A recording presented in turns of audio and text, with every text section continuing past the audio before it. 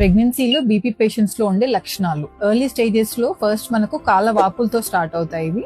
ఇవి మెల్లమెల్లగా తీవ్రత పెరుగుతూ ఉంటుంది. తర్వాత కొందరికి హ్యాండ్స్ వాయడము, ఫేస్, బాడీ అంతా కూడా వాస్తుంది. ఒకవేళ మనకి ఈ స్టేజ్ లో కనుక మనం కరెక్ట్ గా ట్రీట్మెంట్ తీసుకోలేదు, అవి నెక్స్ట్ సివియర్ ఫామ్, బీపీ ముదురుతున్న కొద్దీ మనకు హెడేక్ రావడం, వామిటింగ్స్, చెస్ట్ పెయిన్, కొన్నిసార్లు మరీ సివియర్ అయ్యే కొద్దీ కళ్ళు కూడా మసకబారుతాయి. ఆ తర్వాత నెక్స్ట్ స్టేజ్ లో మనకు ఫిట్స్ అనేవి వస్తాయి. మెల్లమెల్లగా మన లివర్, కిడ్నీస్ ఇవన్నీ కూడా డ్యామేజ్ అవుతా ఉంటాయి. ప్రెగ్నెన్సీలో బీపీ వచ్చినప్పుడు తీసుకోవాల్సిన ట్రీట్మెంట్, మనం బీపీ మోర్ దాన్ 140/90 ఉన్నప్పుడు కొన్ని urine test and blood test లో అన్ని కన్ఫర్మ్ చేసుకున్న తర్వాత మెడికేషన్ అనేది స్టార్ట్ చేస్తాం. అంత మెడికేషన్ స్టార్ట్ చేశాక మీ డాక్టర్ చెప్పినట్టు రెగ్యులర్ గా చెకప్స్ చేయించుకోండి.